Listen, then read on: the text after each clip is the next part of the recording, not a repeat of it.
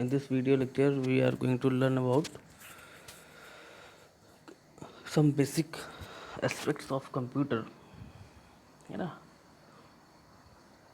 Computer क्या होता है, कैसे वर्क करता है, थोड़ा सा हम लोग बेसिक इसमें जानने की कोशिश करेंगे। जैसे कि इसमें लिखा हुआ है, computer is a fast electronic calculating machine which accept digital input, processes it according to the internally stored instructions, that is programs, and produces the result on the output device. The internal operation of the computer can be as depicted in the figure given below. ठीक है, तो कोई भी system हो, है ना, computer तो ठीक है, कोई भी सिस्टम हो, कोई भी सिस्टम होगा तो वो क्या करता है, कोई इनपुट लेगा, है ना, क्योंकि उसको किस पे वर्क करना है, जिस पे वर्क करेगा वो किस पे वर्क करेगा, किसी इनपुट पे वर्क करेगा, है ना।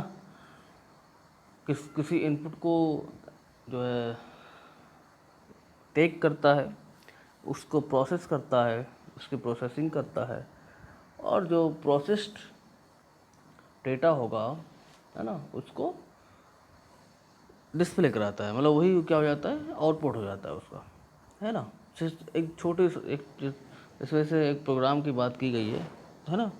तो प्रोग्राम तो कोई एक छोटा भी प्रोग्राम हो सकता है, जैसे हम लोग क्या करते हैं, मान लो 2 नंबर को ऐड करने का प्रोग्राम बना रहे हैं, है ना। मान लो कि 2 नंबर को ऐड करने का कोई प्रोग्राम बना रहे हैं, तो जो ये प्रोग्राम होगा उसका इनपुट क्या होगा, जो 2 नंबर को ऐड करने का प्रोग्राम है उसका इनपुट क्या होगा, भाई किस पे वर्क करना है उसको, इन्हीं 2 नंबर पे वर्क करना है ना। 2 नंबर को ऐड करा रहा है ना, तो उसका इनपुट क्या होगा, एटलीस्ट 2 नंबर तो देना ही पड़ेगा उसको, तभी तो वो ऐड करेगा, है ना। जैसे लोग प्रोग्राम बनाते हैं ना, C equal to A plus B, तो ए और बी तो इनपुट है और सी क्या है, आउटपुट है ना। तो ए और बी उसको एज ए इनपुट उसको हमें अवेलेबल कराना पड़ेगा, प्रोवाइड करना होगा, तभी वो उसको ए और बी के बीच में जो उसकी प्रोसेसिंग है, प्रोसेसिंग क्या है, प्लस ऐड कराना है, ए और बी को ऐड कराना है, ये यही आपकी क्या है, प्रोसेसिंग है, ठीक है। तो ए और बी को ऐड करा के फिर उसको स्टोर करा देगा सी में, ठीक है। और सी ही क्या है, आउटपुट है उसका, सी को डिस्प्ले करा देगा। तो यही इसमें भी लिखा हुआ है ना। एक मिनट, इसमें देखिए आप इस फिगर में, एक मिनट, इस फिगर में आपको दिख रहा होगा, है ना। तीन आपके बेसिक जो है स्टेप्स हैं, 3 स्टेप्स में ब्रेक किया गया है। पहला क्या है, फेच, वही जो इनपुट लेना है, लेकिन retrieve the next instruction from memory as indicated by the program computer. एक प्रोग्राम कंप्यूटर होता है, मतलब टाइप का रजिस्टर ही होता है जिसमें नेक्स्ट इंस्ट्रक्शन के एड्रेसेस स्टोर होते हैं, है ना। प्रोग्राम कंप्यूटर ही जो है प्रोसेसर को नेक्स्ट इंस्ट्रक्शन का एड्रेस अवेलेबल कराता है, ठीक है, प्रोग्राम कंप्यूटर कराता है, okay. And then increment the program counter, है ना, जो करंट एड्रेस उससे अवेलेबल कराया, उसके बाद नेक्स्ट एड्रेस उसमें स्टोर हो जाएगा, नेक्स्ट एड्रेस 1 से इंक्रीमेंट होके, है ना। तो ये तो यहाँ तो फेच में हमने क्या हो गया हमारा कि वो हो गया, इनपुट ले लिया इसने, okay. And then decode, अब इंस्ट्रक्शन, मतलब इंस्ट्रक्शन तो प्रोसेसर ने ले लिया है, लेकिन जो इंस्ट्रक्शन का लैंग्वेज है वो कंप्यूटर के कंपेटिबल नहीं है ना। जैसे हमने तो क्या कहा, हमने तो प्रोग्राम में जो एडिशन का प्रोग्राम बनाया था उसमें लिख दिया C = A + B, तो C = A + B ये हम समझ पा रहे हैं, कि ए और बी को ऐड कराना है, उसको सी में स्टोर कराना है, लेकिन कंप्यूटर इस चीज़ को इस फॉर्म में नहीं समझता है। तो कंप्यूटर जो है इस इंस्ट्रक्शन को डिकोड करता है, अपने लैंग्वेज में डिकोड करता है ना। जैसे होता है ना ट्रांसलेटर, अगर जैसे किसी कोई है, उसको कोई मान लीजिए कि कोई ऐसा व्यक्ति है जिसको चाइनीज़ आती है ना, और वो किसी ऐसे आदमी से बात कर रहा है जिसको चाइनीज़ नहीं आती है, उसको तो इंग्लिश आती है या हिंदी आती है। तो उसको जिसको हिंदी आती है उसको बताने के लिए बीच में एक ट्रांसलेटर रखना पड़ेगा। तो भाई वो जो चाइनीज़ बोलेगा वो चाइनीज़ पहले क्या करेगा, उस चाइनीज़ को हिंदी में कन्वर्ट करेगा, है ना, और तब उसको बताएगा वो। वैसे ही ये पहले डिकोड करेगा, फिर समझेगा कि हाँ हमें क्या करना है। तो डिकोड द सेकेंड में लिखा हुआ है, decode the bit pattern in the instruction register, है ना। तो इंस्ट्रक्शन रजिस्टर में इसको डिकोड करेगा, एंड देन जब अब डिकोड करने के बाद उसको ये पता चल जाएगा कि प्रोसेसर को कि हमें क्या करना है। जब उसको पता चल जाएगा तब वो उसको एग्जीक्यूट करवाएगा, जो कि आपका थर्ड स्टेप होगा। That is perform the action requested by the instruction in the instruction register. Instruction register से जो भी इंस्ट्रक्शन दिया गया है उसको एग्जीक्यूट कराएगा। तो ये 3 स्टेप हैं, है ना। इनपुट लेगा, उसको प्रोसेस करेगा, फेच में इनपुट ले रहा है, डिकोड में प्रोसेस कर रहा है, डिकोड में क्या, डिकोड में तो वो उसको प्रोसेस में ही कह सकते हैं, एक पार्ट है ना। पहले उसको डिकोड करेगा, उसके बाद एग्जीक्यूट में एक्चुअल प्रोसेसिंग हो रही है ना। एग्जीक्यूशन में एक्चुअल प्रोसेसिंग हो रही है, and after this execution process जो है आपको आउटपुट प्रोवाइड करा देगा। ये कंप्यूटर का काम है, यही इस पर लिखा हुआ है ना। तो ये आपका fetch, decode and execute steps in the computer system, इसका जो है डायग्राम दिया गया है। नेक्स्ट जो है हम लोग पढ़ेंगे, नेक्स्ट टॉपिक हम लोग पढ़ने जा रहे हैं, that is the computer can be classified into various categories. बहुत सारी कई टाइप की कंप्यूटर्स होती हैं, माइक्रो कंप्यूटर है, लैपटॉप कंप्यूटर है, वर्क स्टेशन है ना। तो थोड़ी बहुत जानकारी आपको होनी चाहिए, है ना। माइक्रो कंप्यूटर क्या होता है?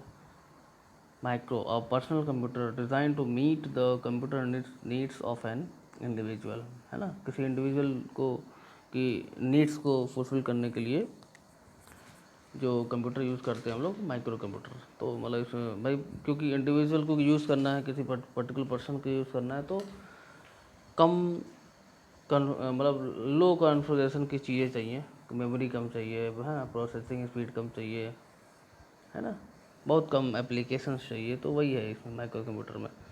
And after that laptop computer, तो ये पोर्टेबल है, पोर्टेबल कॉम्पैक्ट कंप्यूटर, है ना। कॉम्पैक्ट मतलब ज़्यादा, कॉम्पैक्ट क्या होता है? बहुत सारी चीज़ों को कम स्पेस में जो है, कम स्पेस में उसको ऑर्गेनाइज करके उसको अरेंज करना है।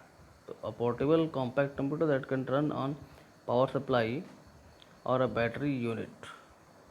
All components are integrated as one compact unit, जो हमने बताया है ना वही। It is generally more expensive than comparable desktop. It is also called a notebook, notebook भी इसको कहते हैं, ठीक है। उसके बाद वर्क स्टेशन है। वर्क स्टेशन नाम से ही पता चल रहा है, जहाँ बहुत ज़्यादा काम करना हो, है ना।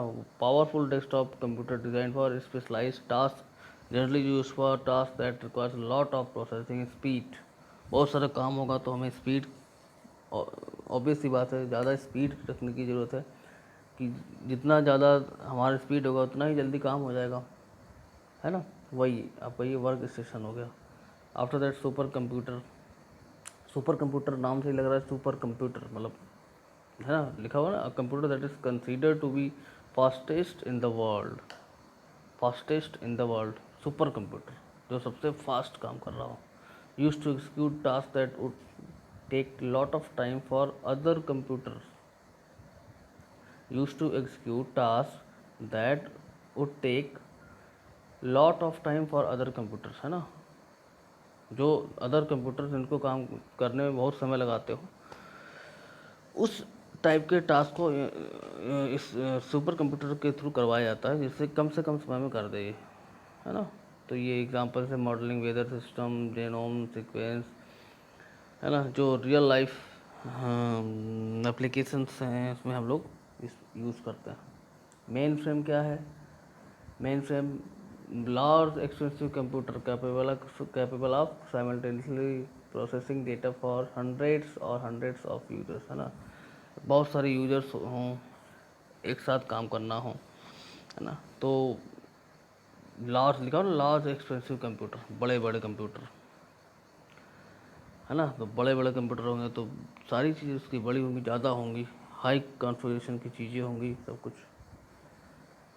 Next is hand held.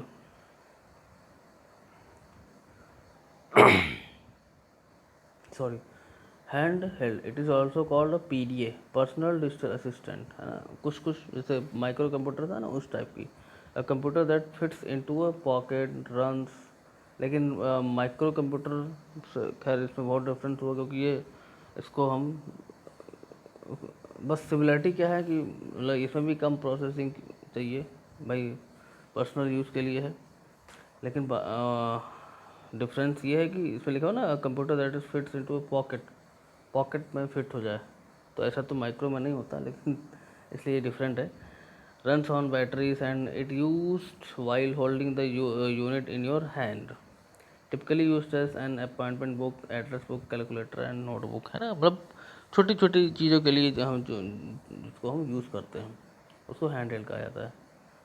Multi core, last one is multi core, है मल्टीपल कोर्स, मतलब ये पैरेलल जब काम कराना हो हमको उसके लिए होता है। मतलब एक ही टाइम पे एक से ज़्यादा वर्क करा रहे हो, तो जैसे हम लोग मोबाइल के केस में सुनते हैं, है ना, पूछा जाता है ना, तो कि कौन सा प्रोसेसर है, डुअल प्रोसेसर है, कोर टू डुओ प्रोसेसर है ना। तो वही कोर है, मैनी कोर्स और computing element in single chip. Core मतलब कंप्यूटिंग एलिमेंट, कंप्यूटिंग एलिमेंट मतलब जो प्रोसेस कराता है, जो कंप्यूटेशन कर रहा है, कंप्यूटेशन करने वाला यूनिट, है ना। तो एक मतलब एक ही प्रोसेसर में कई सारे कंप्यूटिंग एलिमेंट लगे होंगे, है ना, उसी को कहा जा रहा है मैनी कोर। तो ऐसा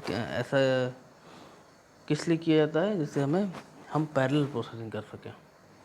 जैसे हम लोग अपने मोबाइल में नहीं करते हैं, एक ही साथ में जो है सॉन्ग भी चल रहा है, माइक्रोसॉफ्ट भी खुला हुआ है, व्हाट्सएप भी चल रहा है ना। बहुत सारी एप्लीकेशन हम लोग एक ही साथ करा रहे हैं, तो यही है मल्टी कोर। इसका एग्जांपल भी दिया हुआ है ना, core two duo, i3, i7, these all are multi core system. तो ये कुछ टाइप्स थे कंप्यूटर के जिसके बारे में हमें नॉलेज होना चाहिए, है ना। ये तो वैसे भी जो है बेसिक चीज़ें हैं, ये आपको पता होनी चाहिए। Okay, thank you.